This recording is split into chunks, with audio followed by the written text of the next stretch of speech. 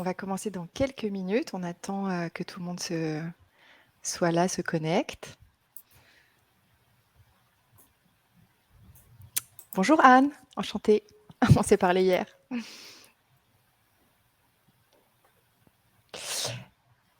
Alors, quelle heure est-il? Bonjour Juliette. Bonjour Marion. Bonjour Lynn. Bonjour Camille. Bonjour Élise. Salut Agnès. Ça va? Je ne vois pas tous les noms des gens, moi. Donc... Ah, toi, tu ne vois pas les noms des gens. Non, mais bonjour à tous. C'est super, Élise. Merci beaucoup d'être avec nous. On attend encore une toute petite minute, peut-être, avant de démarrer. Il est tout juste 12h01. Voilà, j'espère que tu vas bien, Élise. Merci d'être avec nous. Je suis en grande forme. Super, juste avant Vivatech. Juste avant Vivatech, exactement. Où d'ailleurs, on présente beaucoup d'expériences autour du retail et de la beauty tech. Ah, génial. Bah, tu vas nous raconter. Alors, merci à tous d'être là. Merci Élise d'être avec nous. Peut-être un mot sur ce sujet. Pourquoi est-ce que ce sujet est intéressant? Pourquoi est-ce qu'il nous intéresse aussi chez Maria? Pourquoi il est intéressant? Bon, ça va un petit peu de soi. Fin de pandémie. On se rend compte que finalement, les clients, les consommateurs ne boudent pas le retail physique, les magasins physiques. Et c'est effectivement 62% des consommateurs en France qui disent qu'ils préfèrent acheter en magasin. 87% des achats de commerce se font en magasin, alors qu'on avait prédit la fin du retail avec l'explosion de l'e-commerce. En fait, évidemment, les deux cohabitent. Mais les attentes des consommateurs changent, ils sont exigeants et finalement, ça oblige à réinventer une activité brick and mortar qu'il est difficile de réinventer peut-être. Et c'est ça ce qui nous intéresse. Pourquoi ça nous intéresse chez Maria? Parce que tout change et que chez Maria, pour ceux qui nous connaissent peut-être un peu moins, on est un campus d'école, on forme aux nouveaux métiers, nouvelles compétences, nouvelles manières de faire. Donc, on s'intéresse évidemment beaucoup aux transformations des industries, des métiers, des entreprises. Et c'est pour ça, Élise, qu'on avait envie de t'avoir aujourd'hui pour aborder ce sujet du retail et du réenchantement du retail. Élise, on se connaît, nous, depuis très longtemps. On a beaucoup travaillé ensemble par le passé et encore aujourd'hui. Je te laisserai te présenter. Ce que je trouve formidable dans ton expérience et ce que tu vas pouvoir nous partager dans ton métier d'aujourd'hui, c'est un parcours très dans l'innovation, le digital, la réinvention des marques, des manières de s'adresser à ses clients, à ses consommateurs sur un peu tous les leviers. Le lancement de la marque NYX en France en 2015 et depuis un peu plus d'1 an, un rôle de global transformation retail chez L'Oréal Luxe. Voilà. Et donc, c'est intéressant peut-être au démarrage, quand tu te présentes, de nous raconter un peu ça. Et qu'est-ce que ça veut dire, en fait, ce métier de global retail transformation? Merci Agnès. Je suis ravie d'être là et pour échanger sur ce sujet qui me passionne. Et effectivement, comme tu le dis, ça fait longtemps qu'on se connaît. Ça fait très longtemps que je suis chez L'Oréal. J'ai rejoint le groupe il y a quasiment 25 ans. Hein. Donc, à l'époque, je suis rentrée donc fin 98 aux ressources humaines, mais sur la partie Internet, parce qu'à l'époque, on ne parlait pas de digital encore, on utilisait le mot Internet pour les plus anciens d'entre nous, pour travailler justement sur le premier Job Application Form du groupe L'Oréal et travailler avec tous les job boards dans le monde pour identifier au travers déjà d'algorithmes comment on allait recruter les candidats qui allaient matcher le mieux avec les jobs qu'on allait présenter. Donc, j'ai passé à peu près 4-5 ans au RH, à travailler sur différents outils, accompagner les pays, en effet, dans leur déploiement de leur activité sur le online. Ensuite, je suis partie à la com corporate, où là, j'ai lancé le premier site du groupe L'Oréal, donc le L'Oréal.com à l'époque. Donc, on était vraiment dans un autre monde du web. C'était la période du flash, donc c'était la grande révolution numérique. Et là, j'ai travaillé avec toutes les marques, les directions fonctionnelles pour développer la présence du groupe sur le online et en même temps déployer mondialement aussi l'activité du groupe et notamment les premières retransmissions en live des assemblées générales, de notre président, etc. Donc, on était encore dans une évolution du web qui prenait de plus en plus de place. notamment à la fois pour communiquer ce qu'on faisait à l'extérieur, mais en même temps pour recruter aussi les candidats. C'était vraiment les 2 angles les plus importants à ce moment-là. Donc, je suis restée à peu près 5 ans aussi à la Com Corporate. Et puis après, j'ai voulu rejoindre un business. Donc, j'ai rejoint la marque L'Oréal Paris sur la France en tant que directrice digitale et e-commerce. Et là, on est passé dans une nouvelle phase du web. C'était l'émergence, enfin, c'était le début des réseaux sociaux. Donc, on a initié les lancements des chaînes YouTube, comptes Facebook, pour la marque L'Oréal Paris, énormément de création de contenu, parce que c'était effectivement aussi le moment où les contenus se déployaient massivement sur les plateformes. Et d'ailleurs, c'est à ce moment-là qu'on a beaucoup travaillé ensemble avec Agnès et avec Au Féminin. Et je suis restée à peu près 5 ans et à lancer le premier site de e-commerce du groupe pour une marque de CPG, donc une marque vendue en grande consommation comme L'Oréal Paris. Et ça a été aussi une expérience dingue, à chaque fois de tester, innover, inventer. Et c'était une expérience assez chouette parce qu'en fait, c'était encore une autre étape du web, donc un enrichissement de connaissances aussi. On adressait des nouveaux sujets qu'on ne maîtrisait pas encore. On sentait que quelque chose allait s'accélérer, notamment avec les réseaux sociaux. Mais on n'avait pas non plus identifié à quel point ça allait bouleverser aussi nos modes de consommation et pour nos consommateurs. Et puis après, je crois qu'on m'a proposé la plus belle expérience de ma vie, puisque j'ai été effectivement en charge de lancer la marque NYX en France comme DG de marque. Donc, je suis arrivée toute seule sur le poste, puis j'ai monté une équipe autour de moi, développé la présence de la marque online et puis ouvert des boutiques. Et ça a été ma première expérience dans le monde du retail, la plus fabuleuse, parce qu'effectivement, la marque c'était une marque américaine, très connue des influenceurs, très en attente des consommateurs en France, avec un engouement autour de chaque ouverture qui était assez dingue, des jeunes filles, parce qu'il y a beaucoup de jeunes filles quand même, qui faisaient 3 heures de queue quand même, pour les grands openings. On appelait ça des grands openings, notamment au 4 temps, à Châtelet-Léal, enfin voilà, plein d'endroits. Donc, j'ai ouvert à peu près 24 points de vente en propre. Et on a ensuite déployé combien de temps à peu près 2 ans. Ouais. Assez rapidement, en fait. Et on a également lancé la marque chez Citadium, Printemps, Monoprix, dans des formats shop-in-shop, qui étaient révolutionnaires à l'époque, parce qu'à l'époque, sinon, on rentrait dans des bergeries assez classiques. Mais là, on avait vraiment réussi à convaincre nos partenaires que la marque, elle devait s'exécuter comme un vrai point de vente en propre. Donc, vraiment, ce modèle-là, autour de un minimum 10-15 mètres carrés de présence, parce que l'offre était dingue, c'est sûr, et puis et parce que justement, c'était tout autour du concept des tutos, des avant-après, des virtual try-on, etc., et même de Beauty Advisor qui était présente aussi pour les lancements. Donc, j'ai opéré le lancement de cette marque pendant 4 ans. C'est vraiment, c'était une expérience entrepreneuriale très forte, où on était pendant 5 jours, 20 personnes dans une boutique pour vraiment préparer le lancement. Donc, on n'imagine pas à quel point le retail, c'est vraiment du micro-détail, mais voilà. Et puis, on a fait plein d'erreurs au début. Je pense que j'ai dû concevoir 14 meubles caisses avant d'avoir le bon, pour être sûr que les équipes qui allaient opérer derrière voyaient leurs consommateurs, voyaient bien la caisse, ouvraient le tiroir, enfin bon, bref. Et comme quoi, on apprenait, on enrichissait notre connaissance, que L'Oréal est quand même, pour la plupart de ces marques, vendues chez nos distributeurs, enfin chez nos retailers. Donc, la distribution en propre, c'était vraiment une révolution chez nous. Et puis après, je suis revenue à mes amours du digital et on m'a proposé de prendre le poste de Chief Marketing et Digital Officer de L'Oréal France. Donc, accompagner les marques, les 54 marques de la France dans leur transformation digitale. Je suis arrivée à peu près 1 an et demi avant le Covid. Et donc, forcément, on peut dire que le Covid a aidé aussi, d'une manière ou d'une autre, notre accélération dans notre présence online, dans le e-commerce, dans la collecte de data, dans la relation communautaire qu'on a créée avec les consommateurs. Donc, j'ai opéré cette transfo digitale avec l'ensemble des marques pendant à peu près 4 ans.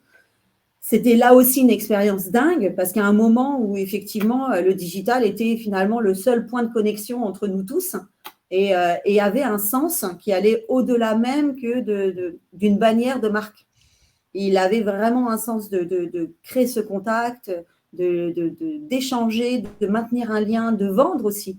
Et d'apporter aussi pas mal de choses autour du contenu, des masterclass, de l'éducation. C'est aussi une des problématiques qu'on a et qui est très importante, c'est accompagner nos consommateurs dans leur donner les moyens de s'accomplir, d'être eux-mêmes et donc d'avoir les moyens pour réaliser, se maquiller, etc. Donc, pendant 4 ans, j'ai opéré ce job-là sur la France. Et puis après, j'ai eu envie de rassembler mes deux passions, digital et retail. Et donc, j'ai eu cette opportunité de rejoindre la division luxe au niveau international pour opérer finalement une transformation digitale dans le monde du retail. Donc, je dois apporter cette vision omnicanale au plus haut, à la fois en adressant tous les sujets de reporting d'activité, mesurer l'efficacité de tout ce qu'on fait offline et comment on le lie avec aussi toutes les connexions online et les communications online que l'on opère. Tout un pan autour de comment on développe des outils in-store, comment on digitalise nos points de vente, mais comment on humanise aussi le digital grâce à la présence de nos BA, comment la beauty tech et tous les services vont donner vraiment une valeur qui va aller au-delà du produit.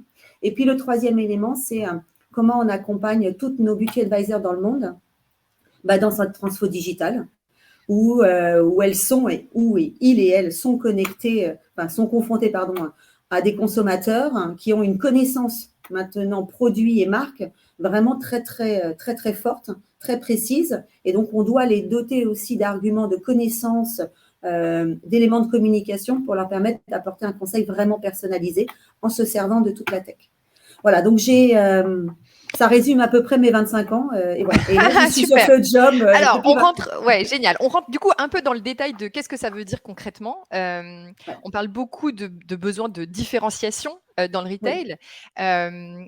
Mais avant, peut-être, qu'est-ce qui a vraiment changé? Qu'est-ce que toi, tu vois qui a changé? Et surtout, qu'est-ce qui va changer? Et dans cette transformation, en fait, on est évidemment, j'imagine, un peu prospectif. Donc, en fait, on essaye d'anticiper un peu les tendances qui arrivent pour construire les points of sales et cette relation digitalisée à son conso aussi, à son client. Qu'est-ce que tu vois qui a changé? Qu'est-ce qui va changer? Et du coup, comment est-ce que on s'organise pour faire face à tout ça? Alors, nous, ce qu'on observe déjà, c'est qu'il y a des distributions géographiques qui n'ont rien à voir. Donc, moi, je suis sur un périmètre international, donc voilà, je suis confrontée à ça tous les jours, mais ce qui se passe en Asie n'a rien à voir avec ce qui se passe aux États-Unis, rien à voir avec ce qui se passe en Asie du Sud, ni l'Europe. Donc, on doit, par rapport à ça, adapter nos offres et nos expériences pour répondre à justement des comportements d'achat qui ne sont pas équivalents. Et des attentes qui ne sont pas équivalentes non plus, et des profils consommateurs qui sont aussi différents. En Asie, c'est clair que, voilà, notamment avec les Chinois, etc., on observe que le pourcentage de population qui va avoir des accès encore plus importants sur les années à venir et qui vont du coup consommer du luxe va s'accélérer. À l'inverse, en Asie du Sud, ce qu'on voit, c'est qu'il y a une attente consommateur pour découvrir finalement des espaces de marque et des cathédrales de marque qui est plus forte au travers du social commerce. Donc ça, c'est vraiment une particularité. En Europe, on est encore dans une distribution très parfumerie. Donc là, on a aussi, du coup, un espace sur lequel on doit se déployer qui n'a rien à voir avec celui qu'on peut proposer en Chine. Et aux États-Unis, là encore, on voit que le poids des department stores est aussi en train de prendre une place de plus en plus importante, et avec des consommateurs qui cherchent beaucoup plus de convenience que finalement d'expériences plus enrichies que dans d'autres zones géographiques. Donc, on voit un monde polymorphe, voilà, avec des spécificités. On voit deux types de populations d'ici 2025, d'ici 2026 qui vont représenter le noyau dur finalement de notre business, la Gen Z, qui représentera à peu près 30% des achats d'ici 2026. Et en même temps, ces riches, ces personnes qu'on appelle qui ont des moyens, notamment en Asie, qui vont aussi croître dans leur consommation du luxe. Qu'est-ce qu'on voit? on voit aussi que du coup, ces jeunes générations, et notamment la Gen Z, c'est elle qui est en train de bouleverser les codes, elle recherche de la personnalisation et de l'expérience enrichie. Un catalogue produit n'est pas suffisant aujourd'hui. Elle veut vivre une expérience, elle veut passer du temps, elle vient avec des amis. Donc, elle n'est pas dans une démarche nécessairement d'achat ou de replenishment assez classique. Donc, là, on doit aller travailler des offres qui vont au-delà même d'une présentation produit. Et ça, c'est vraiment la Gen Z qui bouleverse ça, avec toujours à la main son téléphone portable. Et donc, du coup, un regard qui n'est pas nécessairement toujours très attentif sur le point de vente. Donc, ça veut dire qu'on doit capter son attention. Donc, on est dans un moment où on est quand même, voilà, c'est la bataille de l'attention sur les réseaux sociaux, mais dans le point de vente physique aussi.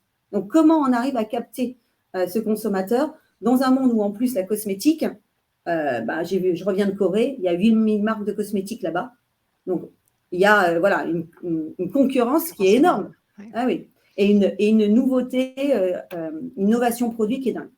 Et puis, ce qu'on voit aussi, et ça, c'est, je trouve, le truc le plus intéressant, c'est que moi, j'ai souvent entendu dire pendant le Covid, retail is dead. Non, retail, d'abord, n'est jamais dead, premièrement. Ça n'a jamais été la fin du retail. Mais par contre, le retail tel qu'on le connaissait avant, qui était un peu plus boring, celui-là, c'est fini. Donc, c'est clair que nous aussi, on doit nous réinventer. Et puis, parce qu'il y a des nouveaux acteurs qui sont en train de bouleverser les codes. On voit des concepts toutes les 5 minutes qui émergent avec des grandes marques du luxe, autour de Dior, de Vuitton, autour de Nike aussi, qui réinventent constamment, et beaucoup en Asie. On voit des plateformes, des pure players, comme des Netflix, qui ouvrent des points de vente partout dans le monde dès qu'ils lancent une nouvelle série télévisée. Pourquoi ? Parce qu'ils ont besoin de ramener leur communauté ensemble et du coup, proposent une expérience qui va au-delà même de la série. On voit effectivement, on a vu en France Lena Situation qui a ouvert son hôtel aussi, c'est quand même assez dingue. Voilà, ces influenceurs aussi qui cherchent à rassembler. On avait déjà vu ça il y a 5 ans à l'époque de NYX avec Kylie Cosmetics, où ça avait été un raz-de-marée, sa première ouverture de boutique à New York. Donc, en fait, le retail, il s'ouvre à tous et il permet, même Jacques Mus, vous voyez, des espaces tout petits où vous venez acheter simplement un produit pendant 1 heure. Enfin, donc, en fait, il permet toutes les expériences.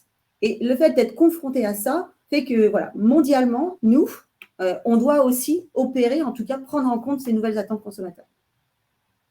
Et donc, ça veut dire que vous avez une approche de point de vente qui est différenciée aussi selon l'expérience que vous voulez vivre. Donc, des espaces flagship, des espaces chez des retailers, et que du coup, vous travaillez en fait une expérience qui est différente en fonction de la raison d'être venu. Que vous réussissez à identifier au préalable, c'est ça? Exactement. Donc, en fait, nous, ce qu'on a fait, c'est que comme on est présent dans beaucoup de points de vente dans le monde, on a un peu clusterisé quelle offre par rapport à quel type de point de vente et qu'est-ce qu'on voulait proposer aux consommateurs. Il est bien évident que quand on a un flagship, on va aller même au-delà du produit, c'est-à-dire qu'on va pouvoir se permettre d'aller faire des masterclass. Le dernier en date comme exemple que je trouve assez intéressant, c'est la maison de beauté Carita, rue Saint-Honoré. Après 5 ans de travaux, a réinventé son point de vente. Alors certes, il y a des soins cabines, mais ils ont même ouvert un restaurant. Ils ont ouvert un salon de coiffure. Ils ont ouvert un atelier du sourcil.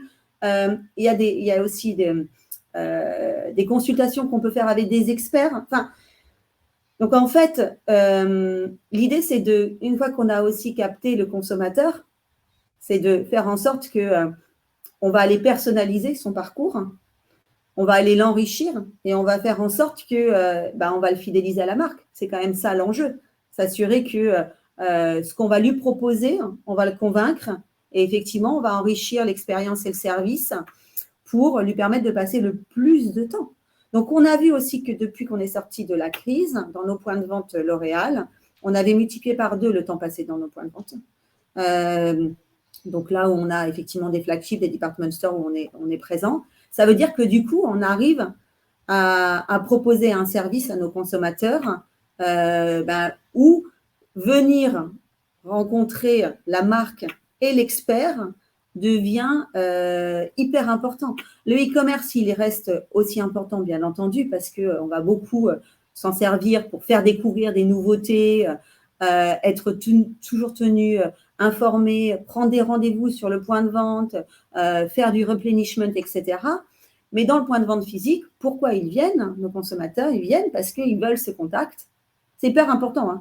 Ils veulent ce contact et ils veulent surtout qu'on réponde à des problématiques qu'ils ont. C'est-à-dire, je cherche quelque chose qui est fait pour moi. Donc, il y a cette dimension d'inclusivité qui est hyper importante. Je veux qu'on me propose un soin cabine parce que je recherche un bénéfice immédiat. Je veux aussi que vous me vendiez des outils tech pour me permettre d'être toujours au top et d'opérer la même chose chez moi quand je suis à la maison, d'avoir le meilleur en fait de la beauté à domicile. Donc, ce qu'on fait, c'est que du coup, on segmente et on adapte notre offre en fonction de ce qu'on veut raconter. Et bien entendu, quand on est en self-service, tu ne peux pas raconter la même chose que quand tu es dans un flagship. Donc là, il faut quand même, sur un minimum d'espace, essayer quand même de passer un certain nombre d'informations, mais aider le consommateur dans son choix. Et l'aider surtout dans son choix. C'est le plus important, c'est ça. Il n'y a rien de pire que d'acheter un produit qui n'est pas fait pour ça. Et là, on perd le conso.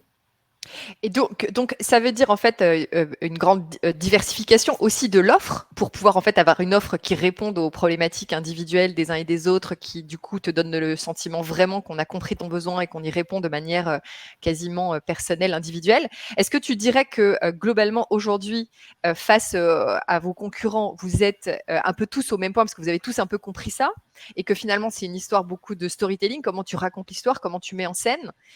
Ou est-ce que tu dirais que dans l'offre, les services proposés, il y a quand même en fait certains qui prennent un peu une longueur d'avance et d'autres pas? Alors, je ne vais pas faire d'arrogance.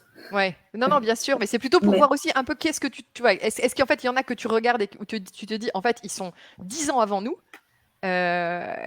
ou est-ce que tu dirais que la bataille elle est beaucoup sur le storytelling, donc en fait comment tu captes l'attention par au fil des leviers marketing, ou en fait est-ce que quand même il y a une différenciation sur l'offre et les services proposés dont les consos sont conscients? Alors, il y a plusieurs questions dans ta question. Donc déjà, nous, on regarde tout. Donc, on regarde le marché au sein de notre industrie cosmétique, mais pas que. Tout à l'heure, je parlais de Nike, je parlais de Netflix, on regarde Gentle Monster, on regarde ce qui est en train de bouleverser finalement le mode de consommation retail et l'attente et l'expérience. Pour justement nous dire, tiens, voilà, nos jeunes consommateurs ou nos VIP ou nos moins jeunes, quels qu'ils soient, tiens, ils passent beaucoup de temps ici, on voit qu'effectivement, eux ont travaillé cette expérience-là. Donc, on analyse tous les marchés. Et tous les autres secteurs d'activité. Et on regarde par rapport à ça, effectivement, ce qui est un signal faible et sur lequel on doit capitaliser. Ça, c'est la première chose. Faut toujours être en alerte. C'est hyper important. Sinon, on risque vite d'être déconnecté du marché. Ensuite, sur la partie service, pour le coup, je pense que L'Oréal, dans la dimension beauté cosmétique, a pris le virage de la beauty tech il y a bien longtemps. Comme on avait pris le virage du digital il y a bien quelques années avant beaucoup d'autres, ce qui nous a d'ailleurs permis de nous en sortir très bien pendant la crise Covid. C'est parce que les fondamentaux étaient là et qu'on a pu justement opérer en ayant déjà tous les outils et tout le back-end permettant de faire fonctionner ça. Et l'organisation et surtout la formation des équipes en interne aussi pour intégrer ces dimensions-là. Là, si je prends le retail, toutes nos équipes retail design, elles ne prennent pas en compte aujourd'hui un storytelling, une scénographie de point de vente sans intégrer la beauty tech. Ouais. Donc, le service. Pourquoi? Parce que c'est une attente consommateur. Pourquoi? Parce que la conversion, elle est dingue. Parce qu'en fait, on a des outils, on arrive à montrer que grâce aux algorithmes qui sont derrière, on propose véritablement un produit qui est personnalisé. Et je pense que l'inclusivité, c'est le vrai sujet d'aujourd'hui et des années à venir. Et c'est ça que les consommateurs veulent. Ils ne veulent pas qu'on me refourgue le même fond de teint que ma copine d'à côté. Ça n'a aucun intérêt. Je peux être influencée par elle. Mais si elle m'a convaincue dans l'algorithme et dans l'analyse de peau qu'elle m'en a faite, dans ces cas-là, c'est elle que je vais écouter. Donc, les consommateurs sont en attente de ça. Et du coup, nous, on a pris ce virage de la beauty tech il y a déjà plusieurs années sur l'ensemble de nos marques. On déploie ça massivement. Bien sûr, on adapte en fonction du point de vente. On ne peut pas mettre des machines de skincare, de diagnostic partout. Donc, on réserve ces outils-là dans certains endroits où l'expertise d'une beauty advisor est nécessaire aussi dans le protocole de vente. Et ça, c'est très, très important. Mais par contre, dans d'autres points de vente, c'est simplement un virtual try-on pour ne serait-ce que regarder l'effet d'un rouge à lèvres, d'un mascara, d'un eyeliner, ou même aider un tutoriel en point de vente, aider un consommateur au travers d'un tutoriel à le faire. Donc, on a pris ce virage-là. Et je pense qu'objectivement, on est les plus avancés sur le sujet. On a à la fois des services qu'on propose autour, effectivement, de ce qu'on appelle les connected devices, la beauty tech. On a des services autour du produit pour le personnaliser.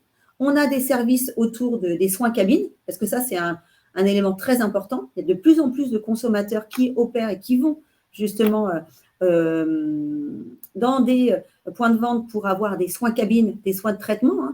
On parle beaucoup d'hydrafacial en ce moment. Je pense que vous avez tous, personne n'était passé à côté. Et surtout, on voit que ce qui arrive de l'Asie, c'est un vrai raz-de-marée qui va arriver massivement.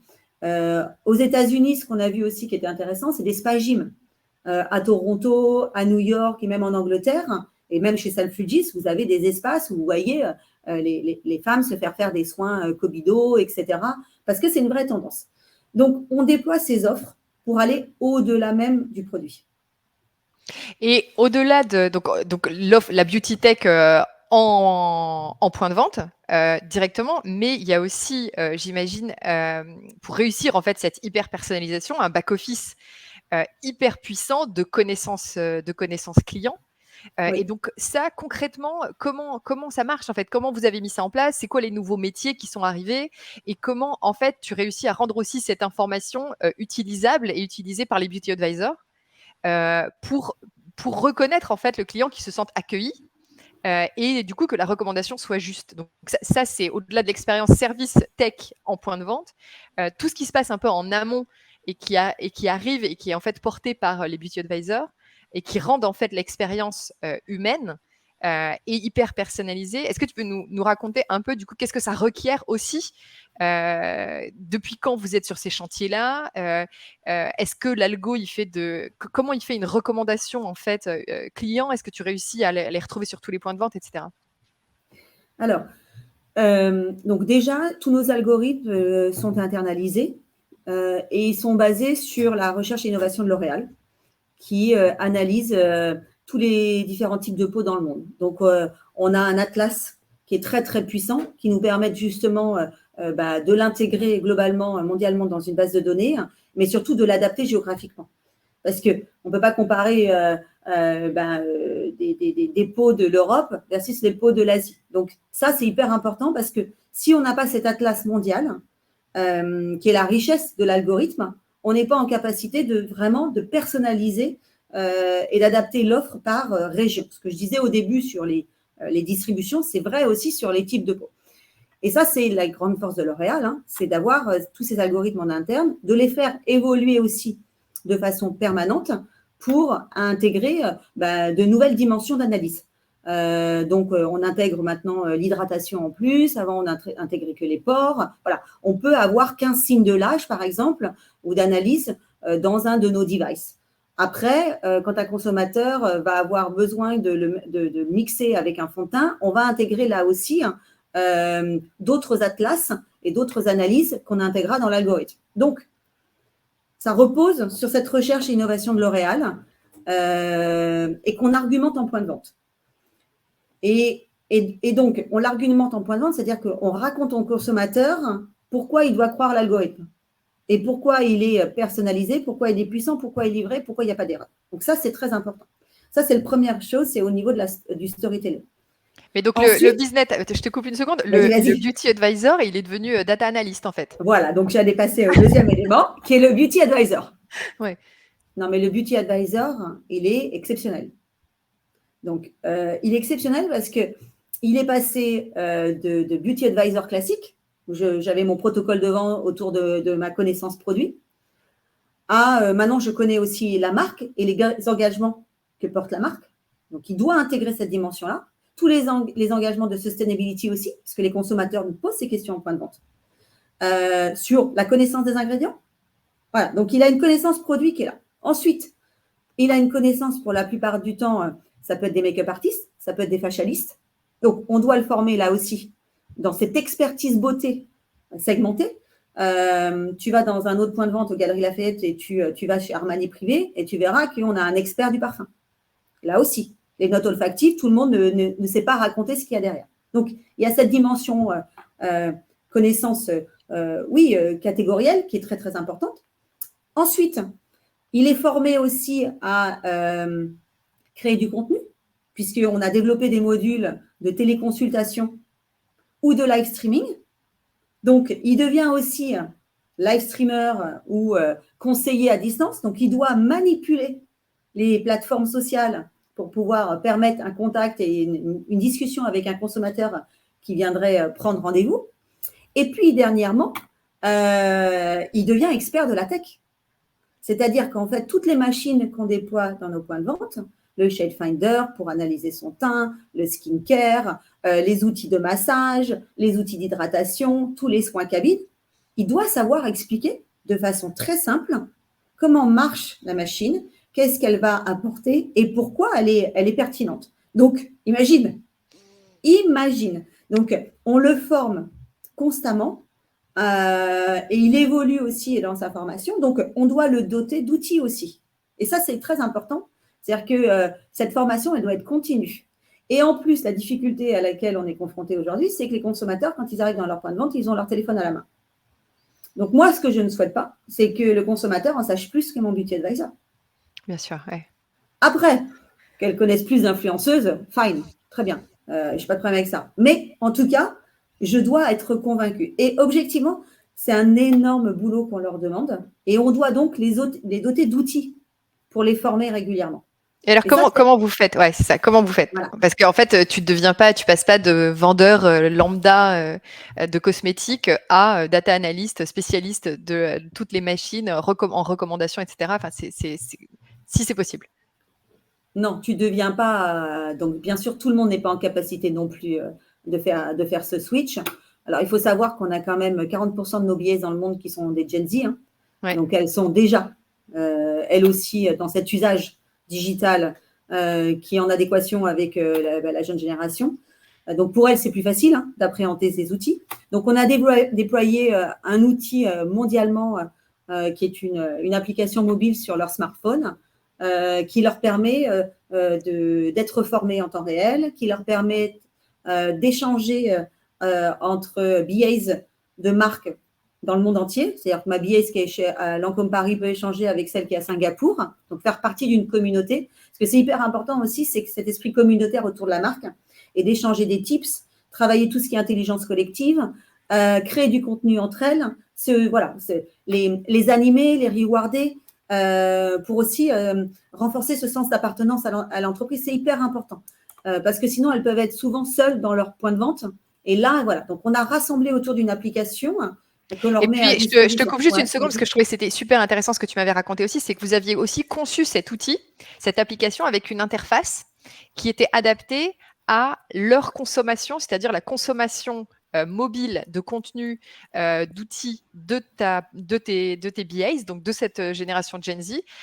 C'est en fait sur leur typologie de consommation, donc effectivement réseaux sociaux, communautaires, partage de contenu, scrolling plutôt que clicking, que vous avez aussi développé l'interface. Et ça, je trouve que c'est super intéressant. Peut-être tu peux raconter ce travail-là, comment vous l'avez fait? Oui, alors on les a dotés de deux outils. Un qui est effectivement, qu'on appelle en interne One Retail, c'est là pour les former, pour qu'elles discutent entre elles, pour les rewarder. Et là, c'est les usages des réseaux sociaux. Je scroll, je like, je share, je publie. Et ça, on l'a développé avec elles. Bon, de toute façon, on développe tout avec nos beauty advisors. Ce qui est hyper important aussi, c'est que ce qu'on appelle le end user chez nous, il valide le lancement d'un outil, d'un produit, etc. Et sur l'outil dont tu mentionnes, qui est notre outil de clienteling, sur lequel qui est déployé déjà massivement en Asie et qui arrive en Europe, là, effectivement, on a conçu des modules widgets. Exactement comme tu as sur ton iPhone. Tu peux déplacer, mettre en gros, tu as des petites bulles. Voilà. Donc, et ça, on l'a fait aussi avec elle. avec elle et eux, je devrais dire elle et eux, parce que maintenant, il y a beaucoup d'hommes qui sont beauty advisors, notamment en Asie. Donc, on l'a fait avec eux pour répondre à leurs usages. Parce qu'en fait, ce qui est aussi hyper important, c'est qu'ils veulent avoir le best de la tech pour eux-mêmes. Ils ne veulent pas juste que nous, on offre le best de la tech à nos consommateurs. Eux aussi, ils veulent ça. Et c'est une manière aussi de les fidéliser dans l'entreprise. Si c'est pour avoir un truc pourri où la connexion Wi-Fi ne marche pas, etc., et que tu as, voilà, et qui ne répond pas, et que tu es obligé de cliquer, revenir en arrière, comme nous, on cherche le bouton menu, bah, ça ne marchera pas. Donc, on n'a plus de bouton menu. Mais voilà, ce n'est pas nouveau. On scrolle, on monte, enfin, voilà, on déplace les blocs et il et elle adaptent cet outil en fonction de leurs besoins.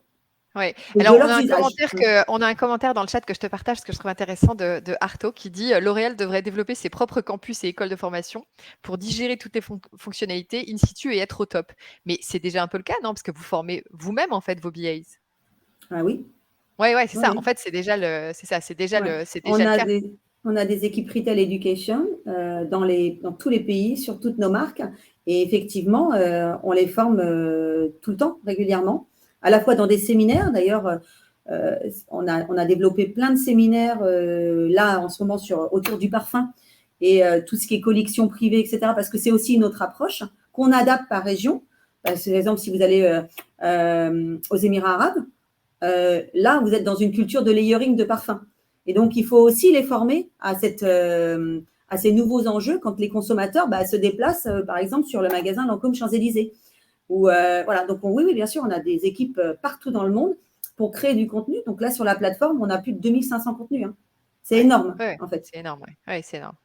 Et comment est-ce que vous mesurez l'impact business de toutes ces innovations? Est-ce qu'il est mesurable et comment vous le mesurez? Alors, tout doit être mesuré. C'est-à-dire qu'on doit mesurer à la fois l'efficacité de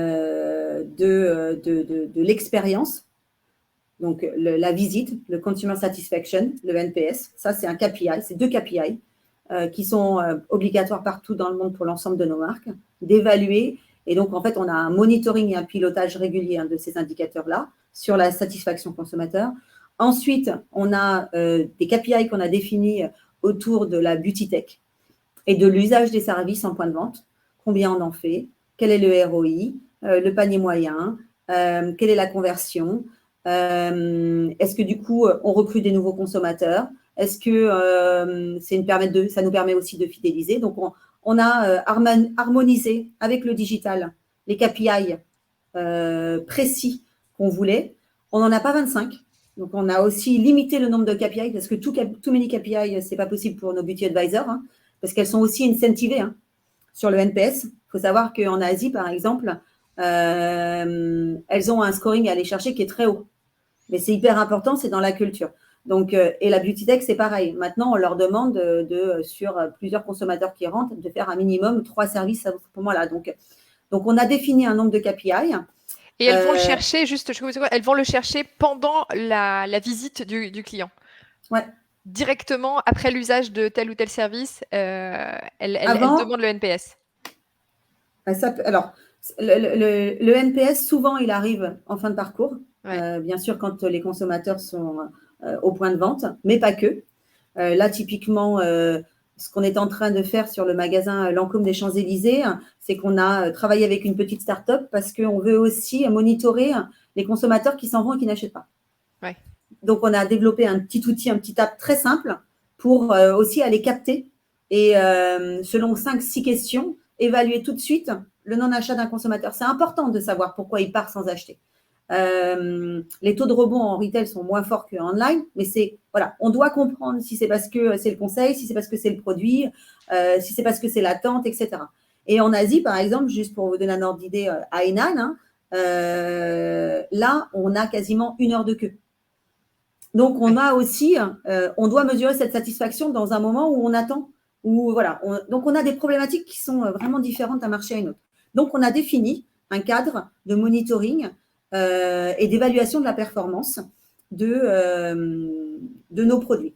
Et en parallèle, on mène ce qu'on appelle des Consumer Experience Visits, les fameuses mystery shopping, pour aussi évaluer d'un point de vue consommateur, l'expérience dans tous nos pays et pour évaluer aussi la qualité à la fois du diagnostic, de la recommandation, la qualité de l'offre, la qualité du parcours, etc. Pour nous permettre… Alors, on n'est pas, je pense, au même niveau que Decathlon, où le consumer centricity est vraiment le point de départ du développement, mais on avance vraiment dans ce sens-là. C'est prendre en compte ce besoin consommateur et à partir de là, enrichir l'expérience autour. Super. Je vous invite à poser vos questions. On a encore Élise avec nous pour une dizaine de minutes. Donc, n'hésitez pas à poser voilà, toutes les questions que vous avez pour Élise. En attendant, peut-être que certains se lancent. Moi, j'en ai une, Élise, encore, qui est dans toute cette transformation, la mise en place de nouveaux services, nouvelles offres, beaucoup de tech, de la data, la transformation aussi RH avec la transformation du rôle des BA, etc. Quels sont les réflexes ou les habitudes ou les pensées un peu limitantes dont tu as dû te débarrasser ou dont vous avez dû globalement vous débarrasser pour en fait être capable d'imaginer ça. En fait, qu'est-ce que vous faisiez, peut-être quels réflexes vous aviez, ou en fait vous disiez on peut plus travailler comme ça, on peut plus réfléchir comme ça? Bien, c'était, je pense, de travailler de mettre en scène nos marques uniquement sur un prisme produit. Ça, je pense que c'est bien ancré dans l'entreprise, d'intégrer cette dimension servicielle au-delà du produit. Donc, on n'est plus en mode, tiens, il faut faire absolument rentrer ce rouge à lèvres à cet endroit-là. C'est plus ça. En fait, donc ça veut dire quoi? Ça veut dire limiter aussi le choix de l'offre et adapter. Et ça, on est prêt à l'accepter. Absolu Lancôme ne peut pas être partout vendu. Et à un moment donné, voilà, c'est réservé à un type de point de vente, c'est réservé à un type de clientèle, etc. Donc, je pense que ça, les erreurs qu'on faisait avant de vouloir avoir des gondolas Sephora partout dans le monde, c'est plus l'approche. Il y a vraiment cette idée d'adapter. Et ça, c'est compliqué d'adapter parce que, voilà, comme je disais au début, comme le monde il est tellement divers, on doit effectivement être en innovation constamment. Ensuite, on fait des choses sur un plus court terme qu'un long terme qu'avant. C'est-à-dire que voilà, il faut accepter aussi de faire évoluer le produit et la mise en scène. L'autre élément, c'est la sustainability, on n'en a pas beaucoup parlé aujourd'hui, mais c'est une vraie attente consommateur.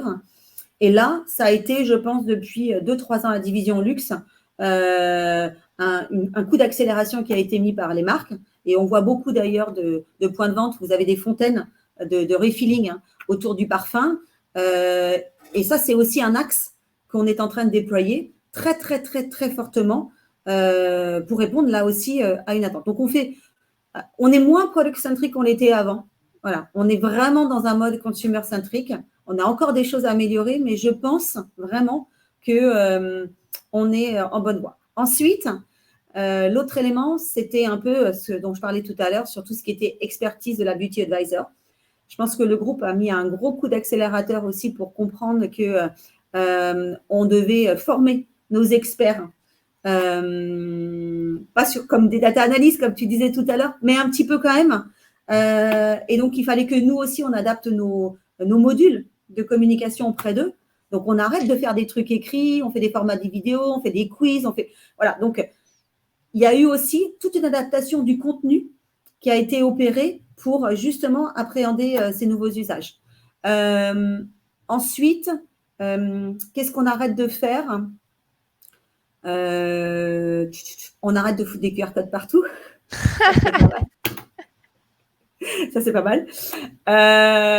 Non, parce qu'en fait, le truc, c'est que le petit sujet tendance, on a envie de tous y aller à fond, quoi. Et parfois au détriment du bon sens, quand même, on se le dit. Donc, voilà. Donc, on s'est bien rendu compte que le QR code, dans certains endroits, ça n'avait pas de sens. Donc, je pense qu'il y a une prise de conscience du buzz du moment qu'il faut aussi savoir positionner avec un peu de recul.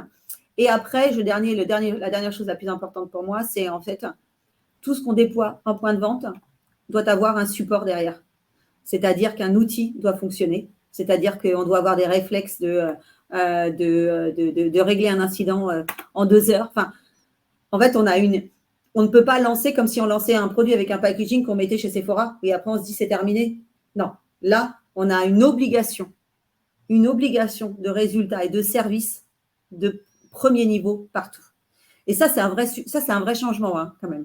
Parce que comme on est énormément distribué, qu'on a énormément de marques, qu'on a énormément de tech partout déployé, ben voilà, on doit accompagner nos équipes terrain pour leur permettre justement de débugger une situation qui pourrait les mettre à risque.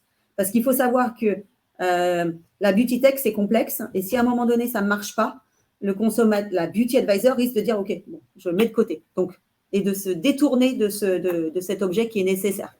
Donc, on doit leur fournir un service de qualité. Donc, à nous d'être à leur service aussi. Super. On a pas mal de questions, Élise. Alors, on a Théodora qui dit, qui te demande si il y a des transformations attendues pour toi de l'outil de caisse et des devices. Oui. Alors, on est en retard un petit peu, nous, sur ce sujet-là. On a un outil de caisse qui est assez classique, mais on a des versions mobiles qui sont encore assez pas équivalente d'un pays à un autre, sur laquelle on n'a quand même pas mis assez l'accélération. Donc, on est en train de travailler là-dessus pour permettre justement d'encaisser simplement avec un mobile un consommateur ou même de s'auto-encaisser tout seul dans les points de vente qui viendraient nous visiter. Il y a ça, et puis il y a le clienteling dont je parlais tout à l'heure, qui est un vrai sujet qu'on a vraiment pris depuis 2 ans pour justement intégrer toute la tech et tous les devices et permettre à la beauty advisor d'avancer aussi dans la relation avec son consommateur une fois que celui-ci est parti du point de vente. Parce que ça, c'est le grand sujet, notamment sur l'Europe et sur les Amériques, on voit, c'est qu'en fait, on doit maintenir ce contact. Et c'est-à-dire qu'on doit faire en sorte que le consommateur, il revienne chez nous, qu'il revienne chez Sephora, qu'il revienne online, etc. Mais donc, ça veut dire qu'on doit travailler ce personal coach aussi dans les années à venir. Et ça, c'est quelque chose qui se développe beaucoup en Asie, une fois de plus, où vous pouvez chatter jour et nuit avec Beauty Advisor. Il vous envoie des avant-premières, des recos, il vous écrit votre jour d'anniversaire, etc. Vous prenez un rendez-vous en magasin grâce avec votre WhatsApp ou votre WeChat ou Line en Asie. Donc ça, c'est vraiment quelque chose qu'on doit développer.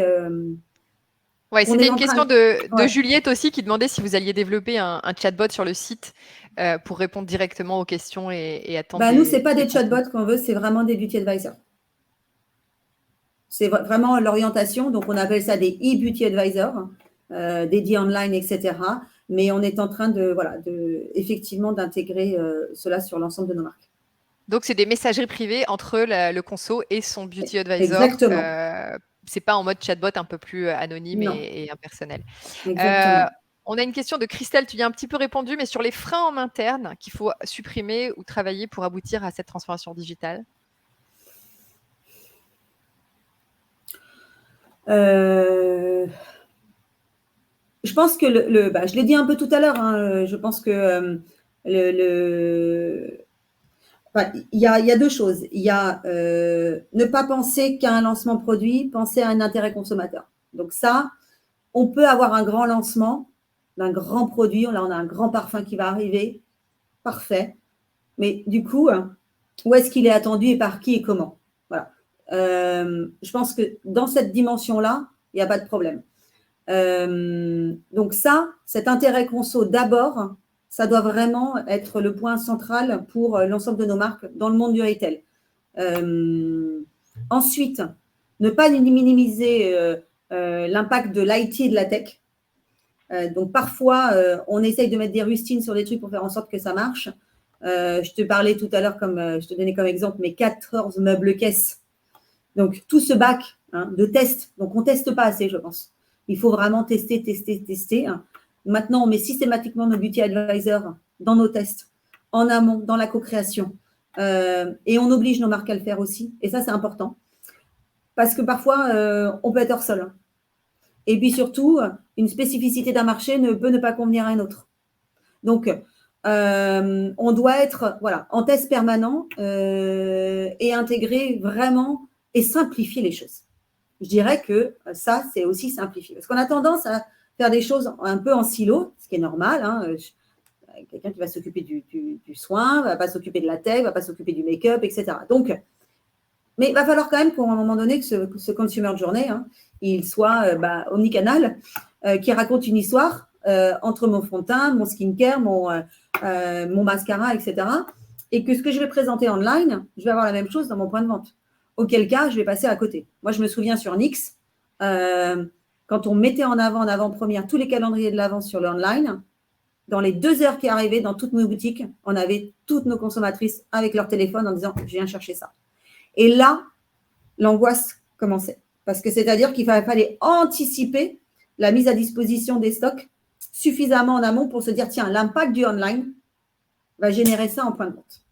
Donc, c'est pas un mot pieux, hein. Enfin, c'est pas...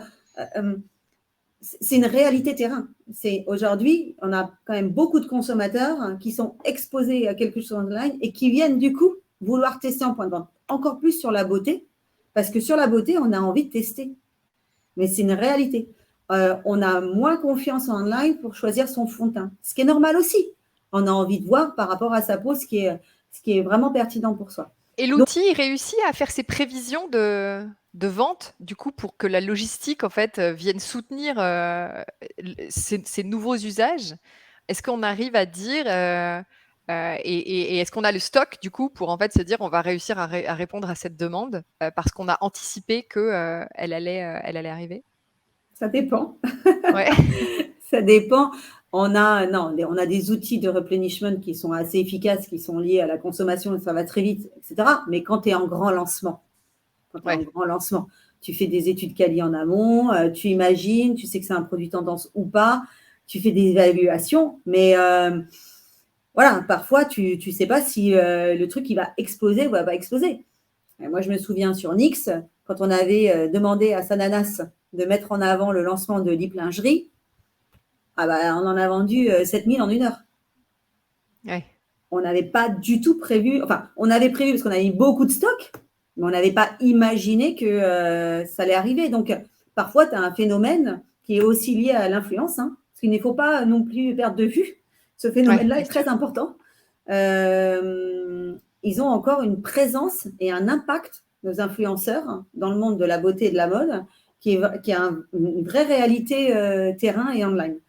Et donc, voilà, on essaye de faire au mieux, de cadrer, de faire ses prévisions de vente et d'anticiper les quantités, mais parfois, après, parfois, quand on n'a pas assez de quantité, tu sais ce que c'est, hein, c'est pas mal aussi. Ça crée le buzz et puis voilà, on suscite l'intérêt et l'engouement, quoi. Mais oui. Une question d'Arto qui dit, qui demande en fait comment est-ce que vous vous êtes organisé dans votre démarche un peu prospective pour en fait capter ces tendances, être toujours en veille, etc. Il demande s'il y a des équipes en fait qui s'occupent du social listening un peu en permanence. Comment vous êtes organisé, quel type de métier, comment se passe aussi la collaboration avec ensuite les équipes métiers?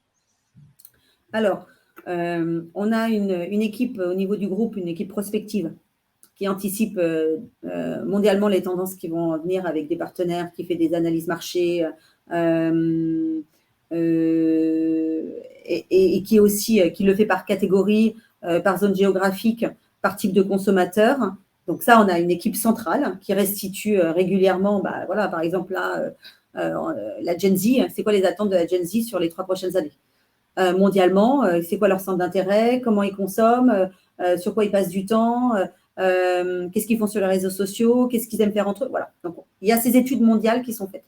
Ensuite, dans tous les pays, il y a du social listening par marque qui est opéré parce que le bad buzz arrive très vite sur un commentaire à un endroit. Donc, on est en veille permanente sur ce qui se dit sur nos marques. Et aussi, on a une obligation de répondre à nos consommateurs en moins d'1 heure. Donc, ça, c'est une règle qui a été fixée par le groupe. Donc, d'améliorer aussi notre efficacité à être en contact avec nos consommateurs et lui apporter une réponse la plus pertinente, la plus rapide possible dans un monde digital. Donc, le social listening, il est opéré partout. Et ensuite, je dirais que c'est à chaque personne d'être un peu aussi autonome et de lire, d'écouter, d'échanger, d'assister, d'aller sur le terrain. Donc moi, je suis sur le terrain tout le temps, tout le temps, tout le temps, tout le temps. Pas que sur mon univers cosmétique. Je vais voir la concurrence et je vais voir les autres industries. J'ai cette chance de faire le tour du monde aussi, donc voilà, c'est important. Tous les matins, j'ai 10 newsletters qui tombent dans ma boîte mail que je lis systématiquement tous les jours, tous les jours, tous les jours, pour m'informer sur ce qui arrive, voilà. J'assiste à des webinars, je vais sur des salons. Donc, je pense que sur nos métiers de transformation, si on n'est pas en veille constamment, on peut passer à côté de grandes tendances. Donc, voilà, là, il y a Sephora qui vient de lancer à Shanghai hier son nouveau magasin qui s'appelle le futur de la beauté. Donc, voilà, c'est une news qui m'est tombée ce matin. Donc, on est déjà tous en alerte. Qu'est-ce que c'est The Future of Beauty pour Sephora? Qu'est-ce qu'ils ont créé autour du service et de la personnalisation? Voilà, donc, je pense que ça fait partie, oui, en tout cas, de ces missions qu'on doit avoir. D'être en alerte et de lire et de suivre l'actualité et pas que sur son industrie. Je dirais pas que sur son industrie, c'est plus important. Une petite question de Juliette qui demande les e-beauty advisors que tu as mentionné. Est-ce qu'on peut déjà les tester ou pas encore? Alors, en Asie, oui. Ouais. En Asie, partout, depuis déjà 3 ans. Sur quel site, peut-être, tu peux nous dire? Sur Tmall. Sur Tmall, ok, super. Ouais. En Asie, en fait, la présence de nos marques, elle est essentiellement sur Tmall. Je pense qu'on peut aussi essayer en Angleterre sur Lancôme. Ouais. Après, de là, je ne serais pas en mesure de dire quelle marque, quel pays. Franchement, Ouais. Mais déjà, c'est bien. Déjà, ça donne des bons éléments de réponse. Il nous reste 3 minutes. Si vous avez une dernière question, c'est le moment. Autrement, Élise, moi, j'avais envie que tu nous dises en 2 minutes ce que vous allez présenter, ce que vous présentez à Vivatech là cette semaine. Alors, à Vivatech, il y a toutes les expériences digitales, beauty tech et grandes annonces du groupe. Alors, donc, il y a, vous avez certainement entendu parler du Apta de Lancôme, qui est un device avec une aide que tu tiens comme ça et tu mets ton rouge à lèvres ou tu mets ton mascara pour aider les personnes qui ont des difficultés à se maquiller, des tremblements, etc., des handicaps. Donc, ça a été présenté. On a le nouveau scalp de Kerastase qui fait une analyse de ton type de cheveux pour te proposer la bonne recommandation de shampoing après shampoing, masque Kerastase. Tu as le nouvel outil qu'on lance avec Armani, qui est un outil Skin Connect, comme ça, qui va faire un diagnostic du skincare, de ta peau, sur 5 critères, vraiment en 20 secondes. Tu poses 3 fois le truc et il te dit justement la qualité de ta peau, ce que tu dois améliorer, la recommandation produit qui va avec. Si je ne les cite pas tous, ils vont tous m'en vouloir. Je ne sais pas ce qu'il y a d'autre. Je crois qu'il y a 15 innovations. Donc, il faut aller voir à Vivatech. Voilà. Ouais, il y a un énorme stand de L'Oréal. Effectivement, il y a tout autour du métaverse aussi. Hein. On n'en a pas parlé aujourd'hui, mais voilà, je pense qu'avec le casque d'Apple aussi, ça va pas mal changer les choses. Et puis, il y a le partenariat qu'on a fait avec Microsoft Teams, où on a intégré justement des make-up Maybelline pour justement travailler des avatars, proposer des avatars au sein de Microsoft. Donc, il y a plein de trucs très intéressants. Et beaucoup autour de l'inclusivité quand même. Hein, oui, pour en fait vraiment, répondre vraiment aux besoins de personnalisation. Je vois qu'il est l'heure. Merci infiniment, Élise. Merci à tous, Agnès, merci à tous de votre présence et d'être restés si nombreux jusqu'au bout. C'était super. Et on vous envoie de toute façon des notes de synthèse avec ce qu'Élise nous a partagé aujourd'hui, plus le replay, bien sûr, sur le site. Merci, Élise. Bon Vivatech, c'était super de t'avoir avec nous aujourd'hui. Et à très bientôt. Merci de l'invitation. Merci, à bientôt.